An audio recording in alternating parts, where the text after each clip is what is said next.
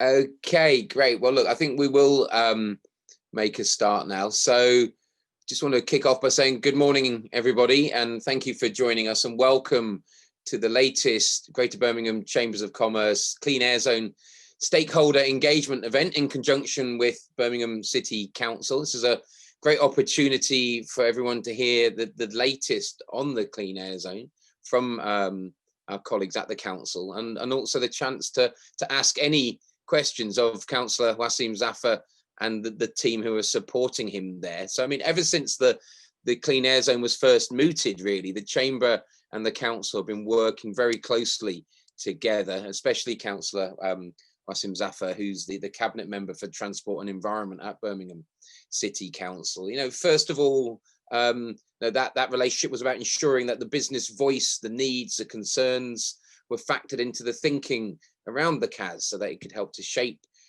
that. We also played an important part looking at the mitigation and the support packages, and this has gone on for a number of years now because it's a complex situation. It has certainly been well thought through, and you know, alongside the Brum Breathes website, the Chamber's also produced our own Clean Air Zone toolkit for businesses, which I know has been accessed hundreds and hundreds of times. And the aim really is to ensure that all businesses in and around the city are aware of the CAS, aware of what it means, aware of what they can do and what support packages are available, so that ultimately we're as prepared as possible for when it goes live, which of course has now been confirmed as being June 2021.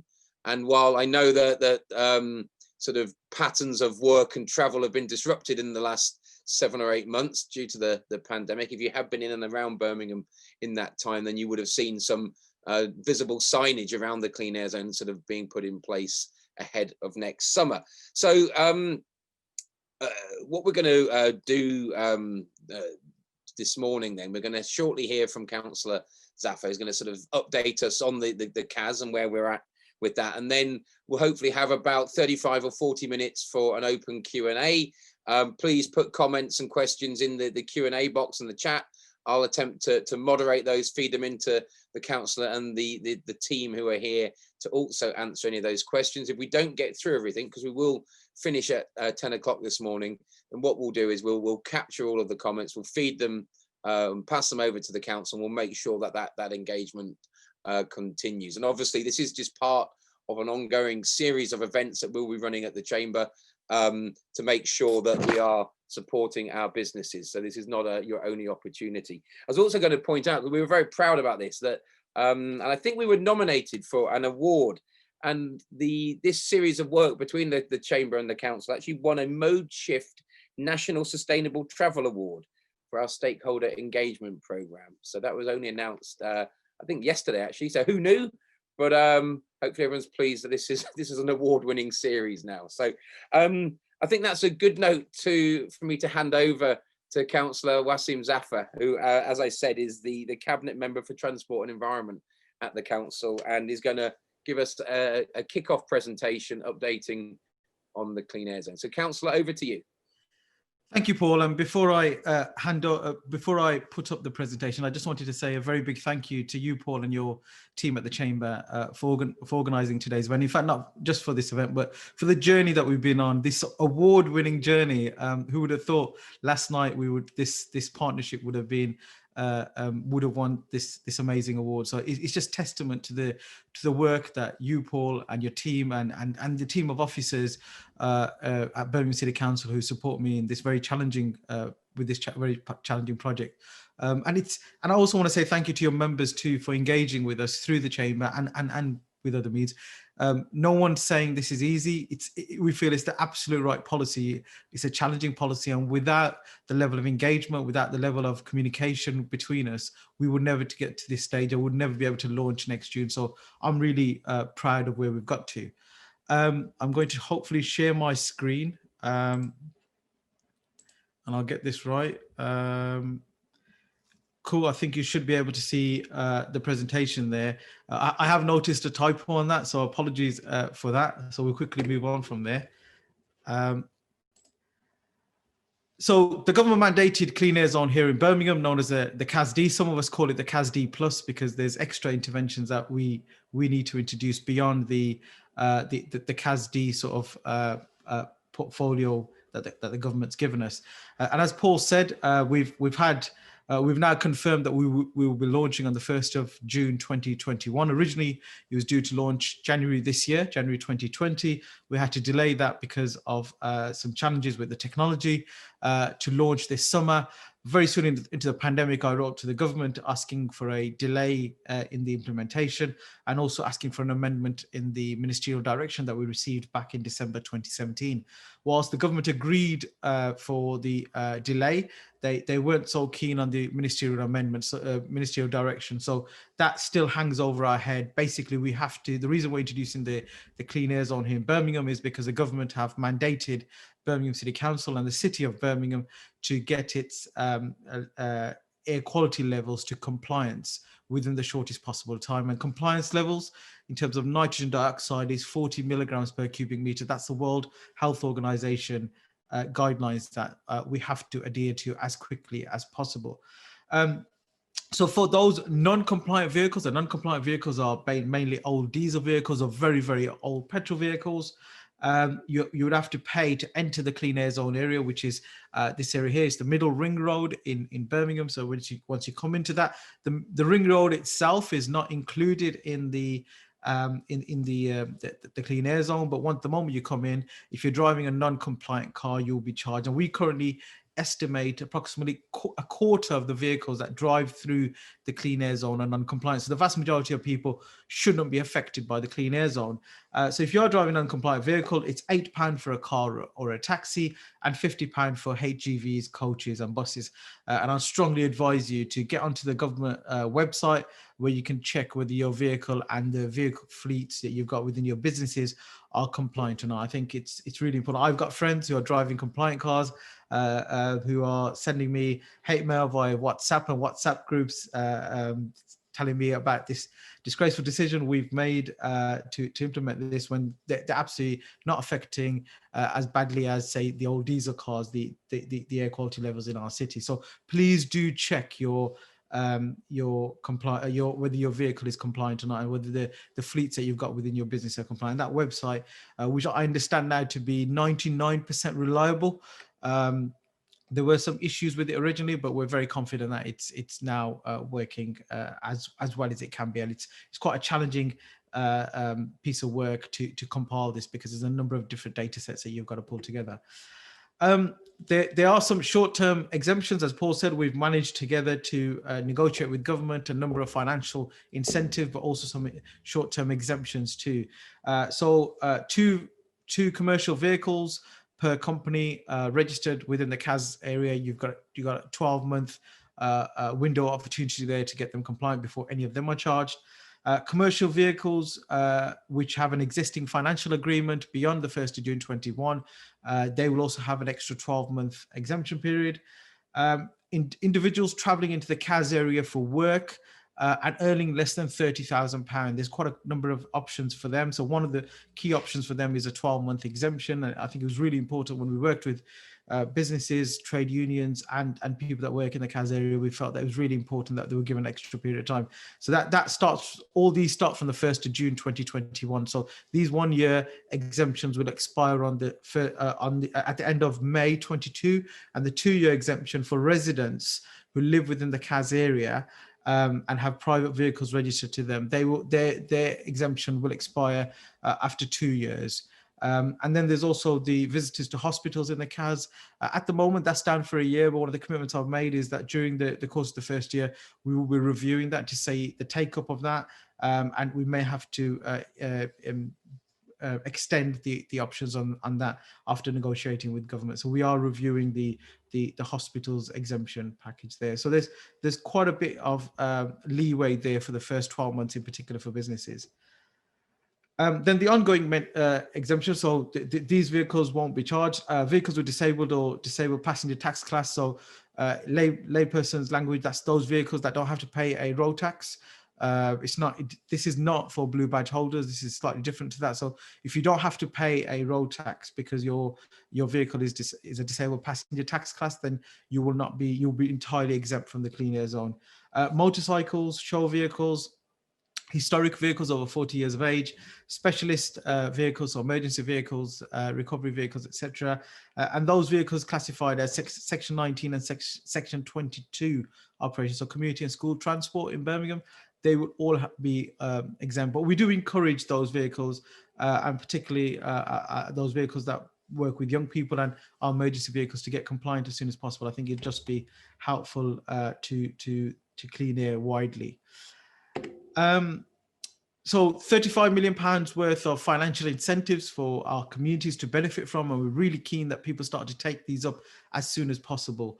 There's £10 million pound allocated for those that work in the Clean Air Zone area and earn less than £30,000 per year. So anybody who works 18 hours a week in a premise within that Clean Air Zone map that I referred to at the start and earns less than £30,000 can benefit from the £1,000 towards mobility credit, or the scrappage scheme, scrap a non-compliant vehicle and get £2,000 towards a compliant vehicle, which I think is pretty good going. And I'm really pleased that we were able to negotiate this. There's also £10 million put aside for SMEs to upgrade their vehicles through retrofit technology, particularly HGVs. So there's £15,000 towards a retrofit of a vehicle there. And there's £15 million towards our taxi community, and I know that in particular our Hackney Carriage community is quite concerned, and we're continuing to engage with them. So there's a number of packages for them. We're also buying 50 fully electric taxis that we hope to lease out to the most vulnerable drivers. I say most vulnerable, those drivers are coming towards the end of their career as cabbies in Birmingham, wouldn't probably go out and pay for up to £50,000 to buy a fully electric vehicle. So this is if they've got only 2 or 3 years remaining on their time before retirement, before a well-earned retirement. So we thought if we buy these vehicles and rent them out at a pretty low cost, just so that we can cover the maintenance and running costs of these vehicles, that would help them out. So there's quite a bit there in terms of retrofitting, and there's the packages there are both for Hackney Carriage and for private hire. They're different packages. So a private hire driver can benefit from up to £2,500 towards their upgrade of a vehicle if it's fully electric, £2,000 if it's a plug-in hybrid, and £1,000 if it's just getting you to compliance. And there's obviously £5,000 towards fully electric car, or £5,000 towards the upgrade of a vehicle too. We're also obviously looking at how we can support behavioural change in the city. The Clean Air Zone for me is a start. It gets to legally compliant, but if we want to get to safe levels of air quality in every single neighbourhood in the city, there has to be masses of behavioural change. So we're doing a lot of work with schools and colleges and universities across the city, particularly our primary schools, where we get parents dropping their kids off, and there's too many parents still dropping their children off by car, even if they live around the corner.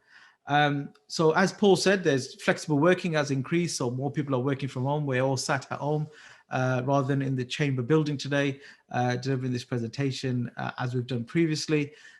So that will obviously have an impact. And I think there's, if there's any positive that's come out of this pandemic, it has been that more people have been able to work remotely, and productivity in that terms has increased.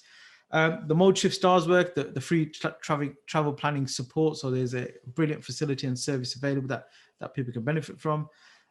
More pool cars and bikes. So the council are looking at e-cargo bikes. We're investing quite a bit into segregated cycle lanes and pop-up cycle lanes in the city. We're really keen to see how the e-scooter pilot develops and evolves in the city too. We'd strongly encourage businesses to look at other staff benefits. The cycle to work scheme is something that we'd really encourage colleagues to look at, and we as a council can get you more information on that. Car share within organisations, that's something I don't think is really being looked into as widely as it could do in Birmingham. I know we tried the 2+ bus lanes to encourage more of this, and hopefully in the coming months and years, more people can benefit from that as well. And we're also investing substantially into public transport. So public transport is a viable alternative to private car. And the Birmingham bus statement, which we issued a few months back, show that just in Birmingham and just on our buses, we're investing in the region of £170 million on a variety of projects, from hydrogen buses, fully electric buses, cross-city bus lines, bus rapid transit, enhanced partnerships down the A34 and the A45, and more bus lanes and more bus gates. And that's all about improving the public transport offer which we've got in the city. So in a nutshell, what I'd say to you today, please, is one, check your vehicles. You've got, the vehicle checker there.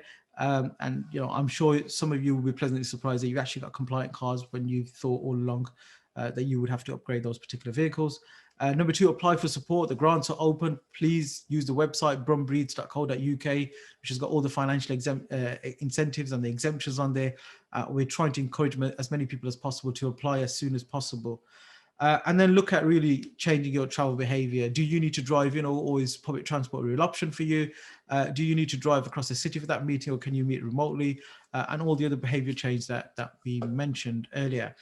I'm going to stop there. I'm sorry, I've just rattled through that. Probably done it as fast as I could, but I wanted to ensure that there's enough time to take your questions and answer them as well. So I'm going to stop sharing and hand back over to Paul. Thank you, Councillor. That was great. As you say, a lot of information there. Hopefully, nice and clear for everyone around. The details, the exemptions, the support package, and the aim. And I think the call to action, very, very clear.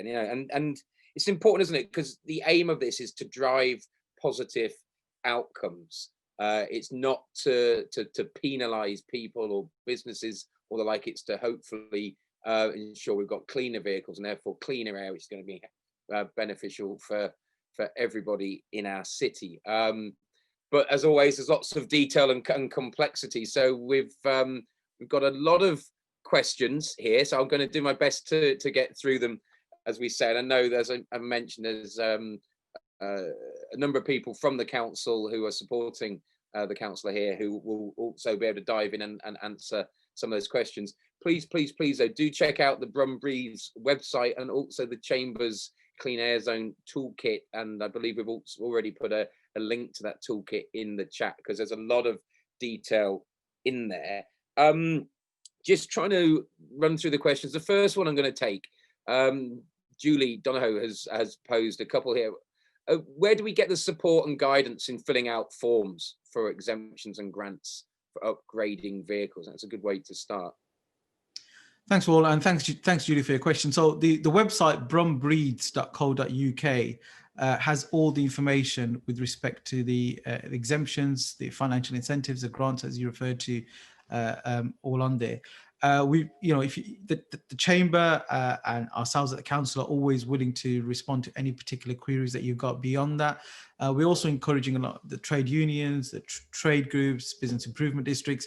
We've also recruited a number of Brumbreeds champions, both individuals and organisations, that will help communities with some of the form filling, some of the information. We've tried to make it as simple as possible, but if you still have any further concerns, do come to us. Don't look at the form and feel frustrated that there's some issues there or some questions there that you can't answer. Do come back to us and we will try our best to respond to them. We've got a good, talented professional team who are always willing and on hand to support people. Yeah, thank you. And again, the link to Brumbreeds is now in the chat as well. And someone's also asked, is this being recorded? Will we be able to share a copy? The answer is yes. So you do, or you miss some of it, or you want to go back and check the councillor's presentation, then we will be able to get a recording out to you. Rhys Williams has a couple of questions here. First one is really good. I mean, how do you plan on policing the exemptions, which I think would be a good practical point to draw out? How will that be done? And then a more sort of detailed question here around HGV, saying that the £10 million of support is great, but there's no retrofit available for HGVs. And Rhys's point is that it's only available for refuse trucks, not HGVs. And I don't know if maybe one of the team has any view on that. So yeah, sort of two questions there just to pose. So I'll take the first one, and I'll hand the second one over to Steve. In terms of policing the exemptions, there's a process. There's some evidence that we need. You can't just say that you want a 2-year exemption for a private vehicle registered in the CAS area without providing all the documentary proof behind that. So that's absolutely important. The hospital one is a slightly different one, and obviously we're working very closely with the hospital, in particular Children's Hospital, which is within the CAS area, and a number of other medical institutions.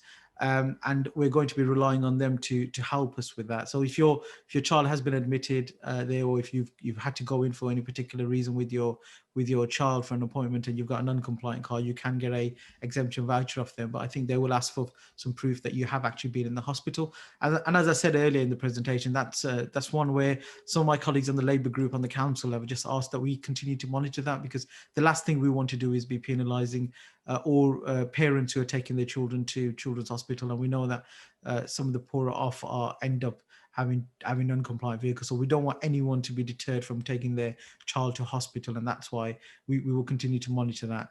And it'll be a blend, won't it? Where some of these you'll have to be, proactive, register your car, and then the number plate recognition technology will have you in the system and recognise that you're exempt. Others may have to be slightly more reactive, as in the hospital case, where and that's where the systems. Yeah, I think the other key thing to say is you might have seen the cameras started to go up, the NPR cameras going up around the edges of the clean air zone, and that is the technology we will use to sort of police the clean air zone. So once you drive through in there, the camera will pick up your plates, send it back to the computers. If you're driving in compliant vehicles, that's it. Green tick for you, you can carry on. If you're not and you haven't paid within a certain period of time the clean air zone charge for coming into the clean air zone, you'll ultimately get a fine sent to you. Steve, can I hand over to you for the second question, please? Yes, and thank you for that. So in terms of, you're absolutely right, Reese. Retrofit, that there are very limited options for HGVs, but to be clear, the HGV fund covers not just HGVs but also coaches as well, and the options that are available are upgrade, replace, retrofit, or for some businesses where they have no option, there is some support available for relocation as well. Obviously we don't want people to relocate if they don't need to, but yeah, we absolutely accept that retrofit is not the solution for everybody, and that's why we're providing a range. And the total support that would be available to a business applying to that fund is up to around about €200,000, which works out around, at the current exchange rate, at around about £170,000. So we believe it's a good package, and also as well, it's a package that's been improved since we originally proposed it to government, based on the feedback from the industry, manufacturers, trade associations, etc. So hopefully we've taken that on board. Thanks, Stephen. That's a good comprehensive answer there. Just going to keep moving on because there's a ton of questions here. Stephen Brooks has flagged up that his school is based on the edge of the clean air zone in Aston. What concessions are there for parents and teachers who have to travel through the zone on a daily basis to get to school? So there's a number of mitigation exemptions that some of those parents and teachers may qualify for, and some of them may not qualify for some of them. I think the key thing to remember is you can avoid the clean air zone. If you drive around the middle ring road, you can avoid the clean air zone if you're driving a non-compliant vehicle and you don't want to pay a charge, because and you have real challenges getting a compliant vehicle or a compliant mode of transport. And obviously we'd strongly encourage people to also look at the alternative public transport if they can't do that too. So I strongly encourage them to visit the website and see if they apply, if any of the mitigations and exemptions are applicable to them. If you live within the clean air zone, obviously you've got an extra 2 years before your charge, so your exemption concludes at the end of May 2023. So I think a lot of the parents who have children just outside the clean air zone going to school would potentially benefit from that particular thing. And obviously the other thing I'd strongly encourage people to do, and I repeat, I'm sorry, well, I'm not going to apologize to read this because I think it's really important. Do check whether your vehicle's compliant or not, because I think people automatically assume that the clean air zone is similar to London's congestion charge, where every single vehicle is charged irrespective of whether it's compliant or not. So I think checking whether your vehicle is compliant or not is really helpful. And I think when I say compliance, it's if you're driving a Euro 6 diesel plus, if you're driving a Euro 4 petrol plus, if you're driving a hybrid vehicle, an electric vehicle, these are all compliant vehicles. And Euro 4 petrols, they started manufacturing them back in 2006, 2007. Diesels, Euro 6 diesels, they started manufacturing in 2015, 2016. So it's, very soon we predict that many of the 25% currently that aren't driving compliant vehicles will be upgrading to vehicles, and hopefully these financial incentives will help people get them to compliance as soon as possible. It's a really good point, isn't it? And throughout all of the engagement events, we've continually had to make the point and emphasize it that this isn't a congestion charge, and quite often people do conflate those and will refer to it as such, and it's not a congestion charge. It is a clean air zone, and success will be when ultimately there are no non-compliant vehicles, and therefore no one is paying anything for this, and obviously the world will move on, and we'll see where we get to down the line. But I think that is an important distinction, and I think you're absolutely right. I mean, that's what the next sort of 7 or 8 months will be about, making sure people are aware, can check, and ultimately see the exemptions, and if you don't fit in, then you will need to pay, and I think that's we want people to be aware of that so that there are no sort of surprises come June 2021. I mean, just on that point as well, Rachel Russell said that the government website only tells you if your current car is compliant or not. Doesn't indicate which factors you need to consider if you're replacing your vehicle for compliance, and the minimum requirements. Is there somewhere where they can be found so they can encourage greater compliance? I mean, you've set out there the Euro 4, Euro 6 parameters, and I'd imagine that if someone is buying a new vehicle, if they sort of spoke to the dealer, and they'd be able to answer that pretty clearly, I'd have thought. Yeah, if you're looking to buy a Euro 4 a petrol vehicle, the minimum you need to look for is a Euro 4 petrol.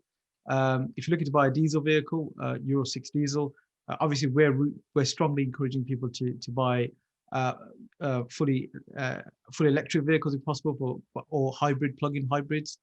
Those are absolutely compliant too. I think our Brumbrief's website should have more details about those what are compliant vehicles, and if it hasn't, by the time you log on, Steve will have updated it and ensure that information is on there. Good, thank you. Nick Coley has said that his business is based outside of the zone, but they have to, or he's based outside the zone, sorry, and has to travel into the zone to undertake business. Would they be able to claim any of the available grants if they're Steve, not living? Steve, how would it work for businesses? What do they have to prove in terms of the grants? Yeah, that's I mean, that's a really good question actually. So with the HDV fund, if you're oh, hello. Yeah, hi Steve, we can hear you. Oh, sorry, sorry, I thought you dropped out then. So if you're operating an HGV or a coach, then if you're operating or traveling into the clean air zone frequently, you can apply to that fund. So one of the evidences that we're looking for is a frequency of journey. Also, as well, there is an exemption available for the commercial vehicles, as the cabinet member was talking about earlier. So that's based on being located in or operating within the clean air zone. So I'd absolutely encourage people to look at the Brumbrief's website, look under the exemptions information, and look under the financial incentives information. And again, as the cabinet member said earlier, if people have a question, by all means, email us at cleanair@birmingham.gov.uk. Team are more than happy to respond to questions. And Stephen, just on that point, there's a couple of questions here. Malcolm asked, will there be exemptions for construction traffic? And Helen has a question about Birmingham's mobile library, which is moving in and out and of the clean air zone. And would that qualify for an exemption? It's a specialised HEV vehicle. Yeah, I did see the specialised vehicle one. So there is an exemption. There is an exemption for specialist vehicles. It covers a number of categories. I think the key thing within that is that the vehicle has been modified in a way that that means it cannot be altered or updated or upgraded to comply with the emission standards. So I'd absolutely encourage the team to make contact, cleanair@birmingham.gov.uk, and talk to us about that, and we can obviously provide some advice. As far as construction traffic is concerned, there is no blanket exemption for construction traffic, because that's a pretty broad category. You know, you've got vans, you've got HGVs, you've got loaders, etc., etc., etc. So there's no blanket exemption for construction traffic per se, but if there's a specific category of vehicle that falls within the exemption categories that we've got, absolutely, we're more than happy to take an application for that. But again, as you yourself said, and also the cabinet member said, the daily charge only applies to vehicles that do not meet the emission standards. So first thing to do is just check and see whether or not the vehicles in your business fleet actually comply, and then you start to understand just where some of the challenges might be, and then again come and talk to us. Yeah, and I think that certainly with any particular unique circumstances such as the mobile library, that's probably the best one to pick up, isn't it? Yeah. Mandy, who says she works for St Basil's, great charity. There's a member of her team has a car that does not conform, which he bought a day too late on the 11th of September 2018. Is there any way he can get an extension? And so I'm going to sort of take the risk here of just trying to suggest that actually it's probably not when you bought the car, it's about what type of car and the emission levels it is. So it's probably about checking. I think, Paul, this is quite a common issue that's come up. Okay. So what a lot of our grants, the financial incentives we've got, says that you should have owned the vehicle on that particular date to be able to get applicable. The last thing we wanted was when we announced the Clean Air Zone, and the reason that date is very important is because that's when we initially submitted the full business case to government for the government mandated Clean Air Zone. And what we didn't want is, because we were asking for a set of financial incentives at that particular time, people to go out and buy a load of old diesel so they can benefit from the scrappy scheme or something else. So there was some checks and balances put in at that stage. But we've moved on substantially. 11th of September 2018 and the 1st of June 2021. That's nearly 3 years time lapse since then. And obviously the CAS has been delayed a few times. As it stands, that date is the date, but me and Steve are having conversations with other officers and hopefully with government too, to see what flexibility we can introduce with respect to that date. A lot of people have contacted me about that, so I'm not surprised. We, watch this space with respect to that. Good. Okay, that's great. I'm just going to take a question from Chris Coyle, who some people may know has recently been confirmed as the first mayor of cycling in Birmingham. So congratulations on that again, Chris. Chris has just made the point, or raised the question that, given the 10-year cycling and walking strategy, is there more sort of planning and more discussions in the pipeline around developing direct routes for cycling into and around the city centre? Chris, congratulations. It was good to meet you earlier this week and listen to your plans. And obviously we're very, very, very supportive of your plans and working with you and the cycling community in Birmingham to improve the infrastructure in the city. You will have seen the pop-up cycle lanes appearing literally overnight across a number of areas, 15 kilometres of pop-up cycle lanes that we brought in the active travel tranche 1 of the Active Travel Fund work we've done in the last few months. Our walking and cycling strategy is very, very clear. We want to ensure that there's segregated top quality infrastructure right across the city. It costs quite a bit to have that level of cycling infrastructure, but we're absolutely committed to it, and we hope with the support of regional and national government we can really push on that. We're absolutely clear with our draft Birmingham transport plan that we'll make those tough decisions of taking road space away from single occupancy private car and give them to more sustainable modes of transport, whether it's buses, walking or cycling. So we're really keen to really move on this. And as I often say, we're not going to become Amsterdam overnight, but we're certainly on a journey to raise the bar in terms of the percentage of cycling journeys that take place every day in Birmingham, because not only will they reduce air pollution in the city and improve air quality, but ultimately they will reverse health inequalities and make people fitter and healthier. We've really got to change the culture away from relying entirely on private car, whether your journey is half a mile or 20 miles in our city, to more sustainable modes of transport, particularly walking and cycling wherever possible in those short journeys. Thanks, Councillor. Yeah, I think we've got more canals in Amsterdam, but they've got more windmills than us, haven't they? Chris Ashley's asked a question here around COVID-19 and so what impact has the council taken account of the economic impact from COVID-19? Obviously, initial representations led to the pushing back of the go live date to June 2021. And I guess Chris's question is, what further pushback have you made to government to delay further?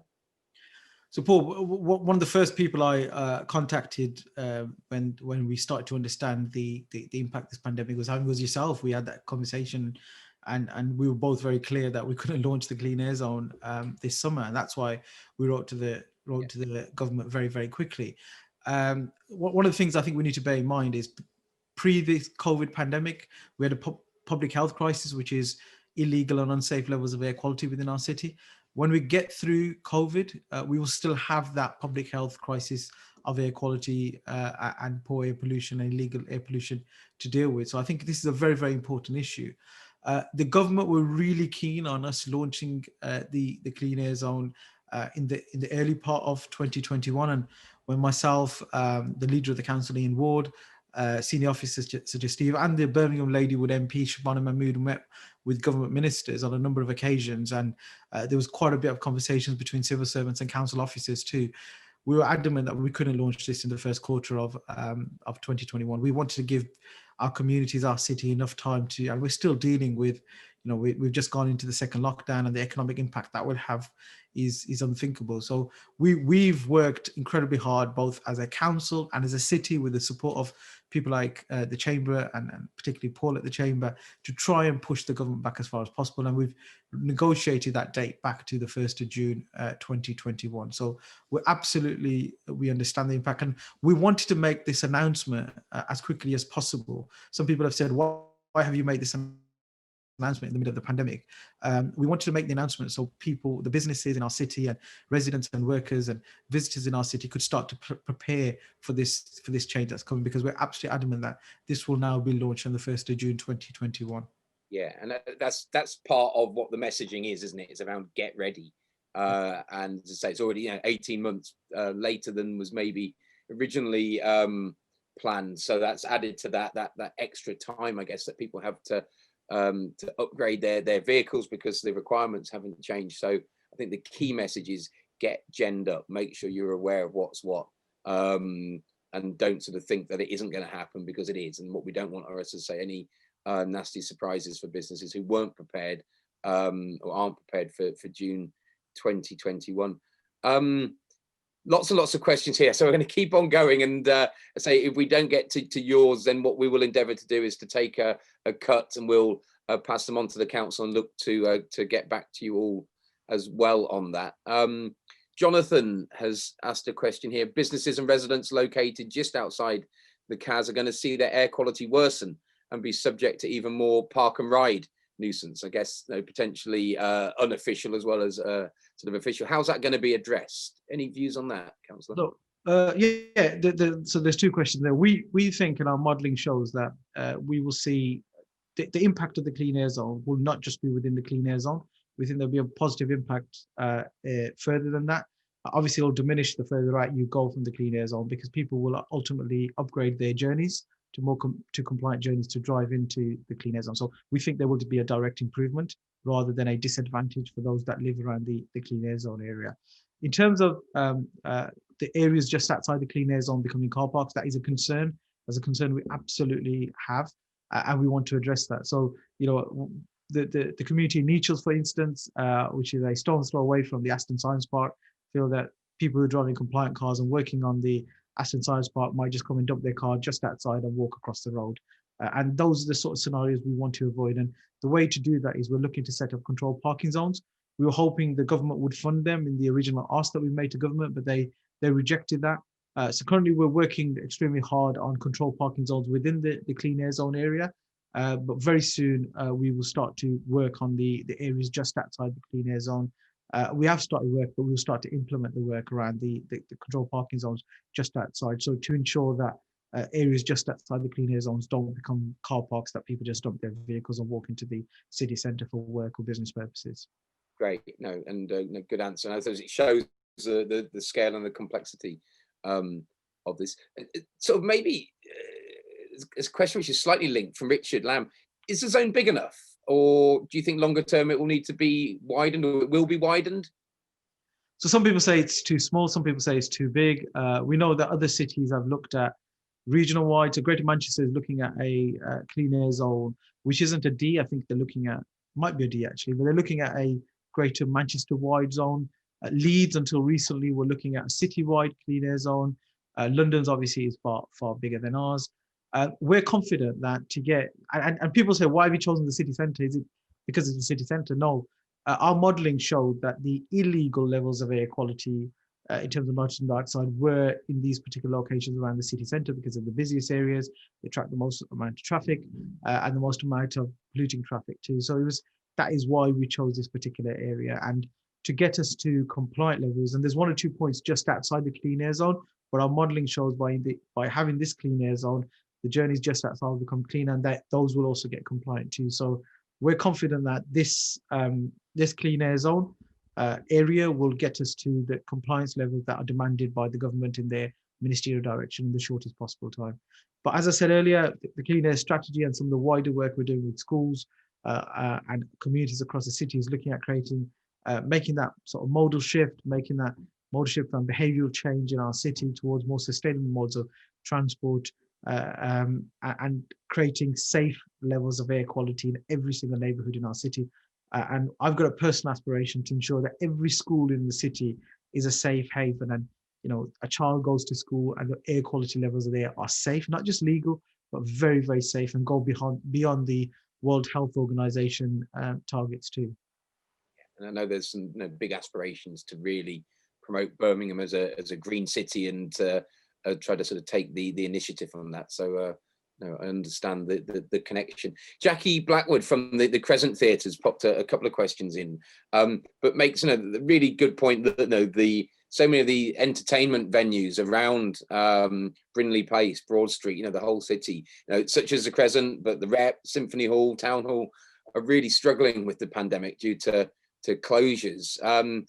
She's just worried about the impact that the clean air zone is going to have on that, certainly at a time when hopefully by next summer we're through the worst of this health situation, and looking to encourage audiences back in. Is the clean air, or are you concerned that the clean air zone will be a barrier to that? So I hope not. And certainly when we were planning for this clean air zone, we couldn't imagine this pandemic would come along, and it's obviously hit some businesses greater than others, and certainly hit the performing arts industry substantially. And we want to do everything possible to help them in their recovery. I think it was only yesterday that we were exchanging me and Steve were exchanging emails with the Musicians Union, and really keen to have a conversation with them as soon as possible to see how they can benefit and how they can also showcase the exemptions and mitigations to their members so they can apply for them. And we're more than happy to sit down with you, Jackie, and your colleagues and have similar conversations. We want to listen, because sometimes politicians particularly don't listen. We absolutely want to listen and engage and try and come up with solutions. And where there may not be a solution, we can look at some other alternatives. So we will leave no stone unturned to support our city, in particular because of this pandemic. We want to do everything possible to support the economic recovery of those industries that have suffered the most. Thank you. I'm going to try to take a couple of questions here. One from the fabulous Diana Crabtree, who I know does an awful lot with St John's Ambulance, who sort of says they have cadets and badges meetings in the city centre, and obviously young adults means that their parents are driving. They won't or can't really use public transport because they're meeting at night. Are there any exemptions linked in there? And then also, I guess there's a question from the Chinese Community Centre, similar theme around volunteers who coming into the community centre. Volunteers are not paid. They come in to sort of provide support for a lot of activities which are funded by the council. And is there any support, I guess, there? So it's sort of a couple of questions around volunteers or those who are trying to do some good deeds, some real civic duty, around any particular exemptions, or are we sort of very much back to the check what vehicle you're coming in with and check that compliance? That's really the crux of it. I think it's important to check the vehicle that you're driving, or whether any of the mitigation, the exemptions that we've got are applicable to you. And in terms of the question around education, obviously in section 19 and section 22, so in lay people's language, the minibuses that education institutions use to move people around to move children to and from school, those are exempt without doubt. In terms of volunteers, Steve, could you shed some light on what we can potentially do with volunteers if they're not fully employed? Yeah, and so thank you for that. So absolutely, I think like you said, and also Paul said, I think the first thing to do is to go back to the point and ask the question of those people: have you actually checked as to whether or not your vehicle meets the emission standards, and whether or not you will need to pay the daily charge? And I appreciate that may sound a bit glib, but also again, we've talked a number of times about people's perceptions of this being a congestion charge, and it's absolutely not. So we'd absolutely encourage everybody on the call to talk to their employees, their members, their volunteers that work with them, etc., and encourage them to check first that their vehicle it complies with emission standards or not. But in saying that, there is no specific exemption for volunteers. Again, when the package of exemptions and mitigations was being compiled, there's a very long list of potential exemptions and mitigations that were put forward. And one of the criteria for reducing that down to the package that went forward to government was trying to reduce the risk of overlap with some of these things, because some groups overlap with others. So where we've ended up with is workers within the clean air zone who are on a lower income, so that's earning less than £30,000 per annum, residents within the clean air zone, people who have to come for business purposes into the clean air zone on a regular basis, things like that. And again, there's a balance that had to be struck here, because again, our end goal is trying to achieve compliance with the air quality limits in the shortest possible time. That was absolutely the ministerial direction that the city has. And so the balance here is between, if we start to add in additional exemptions, that then reduces our ability to hit that target. But we believe that package provides enough breadth for a variety of groups, and it also covers a number of professions, because again, one of the things we didn't want to do was narrow down on a specific profession, when in fact it's ownership of a vehicle that does not meet the emission standards that is the key criteria. Thanks, Stephen. And I know Clive Stone has put a similar question around the Birmingham Hebrew Congregation Synagogue, and just asking about any exemptions there for people who are non-compliant. But hopefully the responses there, so Clive, give you the answer to that question. Just on that, Paul, yes. I've had a lot of contact with the faith institutions in our city who do a remarkable work beyond their faiths. Some of the work they do in the communities is second to none, and we're incredibly proud of what they do. Earlier on, somebody asked, how would you police these exemptions? And we have to take that into consideration. I've had Birmingham Central Mosque lobby me quite a bit because they fall just into the clean air zone area. But how would we possibly police an exemption for people praying 5 times a day at Birmingham Central Mosque or any of the other faith institutions that fall into the clean air zone area? It's impossible how you would police that. And ultimately, as Steve said, we want to get to compliance levels as quickly as possible. So we're on the other side of this public health crisis which we've got, and in order to do that, there has to be some balance to this too. Yeah, great. Just a technical question here from Julie. Deadline for applications, and is this a sort of an open and ongoing basis? Obviously, the Clean Air Zone doesn't take effect until the 1st of June, but are there key dates people should be aware of for registering for exemptions or support or their vehicles? I don't think it is, but Steve, is there a date? I would assume it's just when we can spend the 35 million quid. That's an interesting criteria. Thank you. So no, there are no closing dates at the moment. So for the exemption applications, those will remain open for application for the duration of the exemption. So, for instance, for the residence exemption, applications to that will remain open until 2 years after the Clean Air Zone is open. So if somebody moves into the Clean Air Zone and meets the eligibility criteria for that exemption, they can apply and still get the benefit, and that's the same for all of the exemptions. For the financial grants, those will remain open until the money is used. Basically, when we start to get towards the end of that funding, we will of course make that clear to the various groups that could qualify for that funding. Thanks, Stephen. And Stephen, and while you're on, Chanjit from Electric Zoo has just said, do electric vehicles have to be registered prior to entering the Clean Air Zone in order to be compliant? So I mean, it's an interesting question actually, and so I'll answer it in terms of so the way in which the scheme will measure compliance is there will be the NPR cameras will take a picture of the registration plate of a vehicle, any vehicle that enters the Clean Air Zone. There will then be a lookup against the DVLA database. So irrespective of whether or not it's electric or diesel or whatever, it's just a lookup against the DVLA database to determine compliance. Great, thank you. And Jonathan's popped an interesting question in here around saying that lithium battery technology isn't a long-term solution, as there's simply going to be a mountain of non-recyclable batteries in the future. Long-term solution, in his view, hydrogen technology. And just sort of a take on what the council's doing to promote cleaner and greener technology such as hydrogen.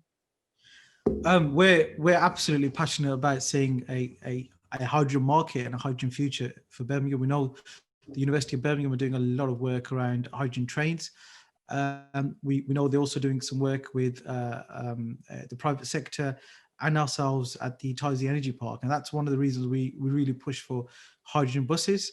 And so next year we will start to get the first delivery of 20 hydrogen buses coming to our city, along with, I think it's Edinburgh and London were the first cities to have hydrogen buses and hydrogen technology for public transport in our city.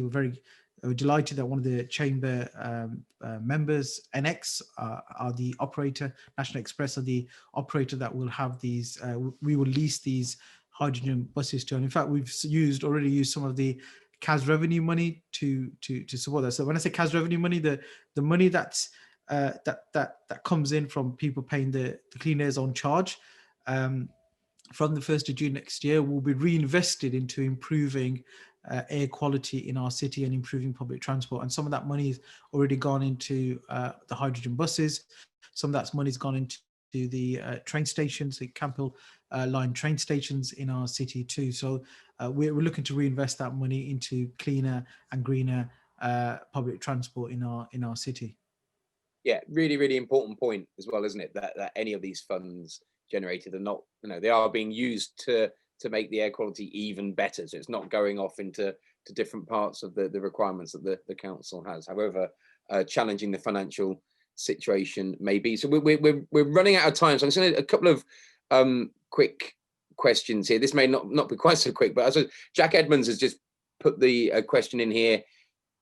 What impact do you think that this is going to have on office attendance in central Birmingham if employees cannot use their cars, which I suppose is particularly pertinent right now with all of the challenges around the pandemic and the sort of the knock-on impact on the vibrancy of our city centre and the likes of coffee shops and restaurants who need vibrant office environment in order to survive?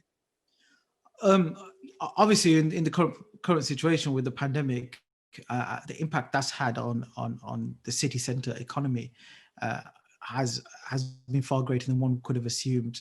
So we don't really understand, if I'm honest with you, the impact that the pandemic is having on the long-term impact that the pandemic will have on city centre working. I know us at the council, like any business, we're looking at agile working very, very seriously. We were looking at it before the pandemic, but we've really upped the game in terms of how we can bring that into the new norm post this pandemic.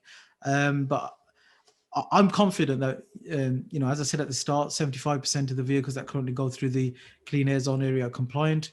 The 25% will be able to benefit from these mitigation exemptions and substantial mitigation exemptions that we've talked about today.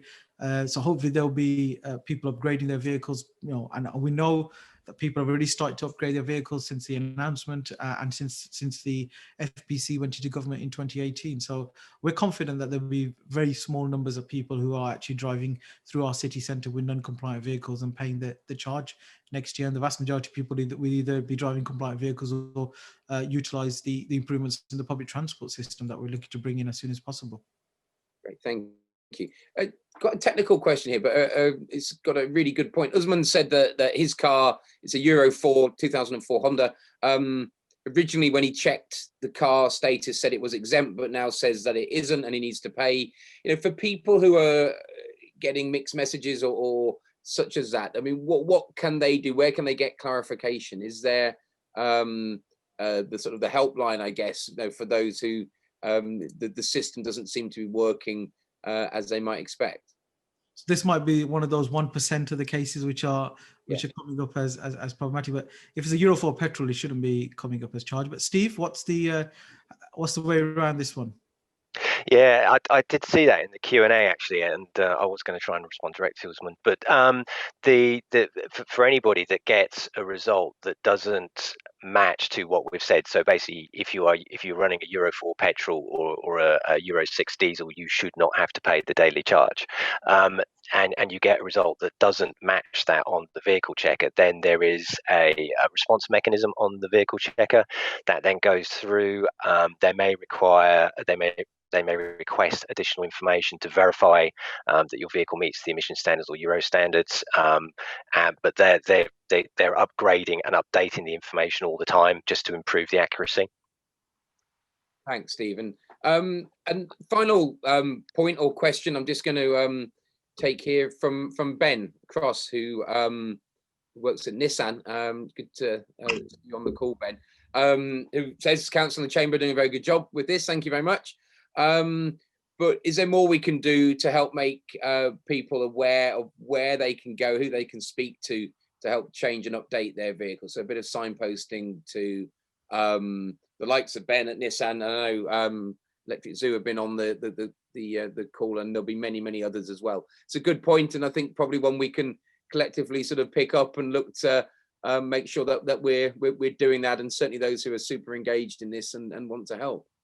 Be my view, Councillor. Yeah, absolutely, always willing to help, and in particular businesses based in our city and region, and we see this as a sort of a window of opportunity to encourage people to go and spend their money in upgrading their vehicles and help the local economy too, in particular in light of the challenges that this pandemic has brought about.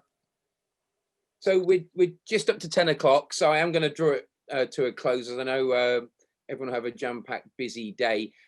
Thank you to everyone who's signed in and for the engagement. I mean, I think the volume of questions and queries shows why this is such an important series of events and that engagement. We recognise that. That's why here we are in November and still sort of 8 months until we go live. And the commitment from the Chamber, from the Council, I know, is to keep on engaging. There'll be some more events like this.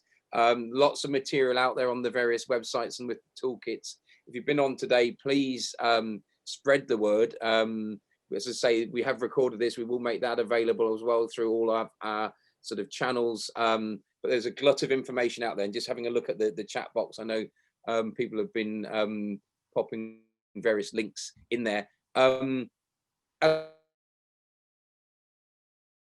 As always, Councillor, thank you for the openness and the willingness to sort of answer any and all questions. Thank you, Stephen, as well for your support, and for the other members of the council team who've been on board, ready to stand by if needed with questions.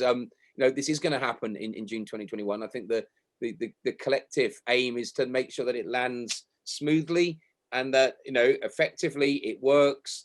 People aren't surprised, and that ultimately it helps to sort of push us towards cleaner air as soon as we possibly can. So lots more engagement to sort of come, but on behalf of myself, thank you to everyone for participating today, and enjoy the rest of your day. Thank you.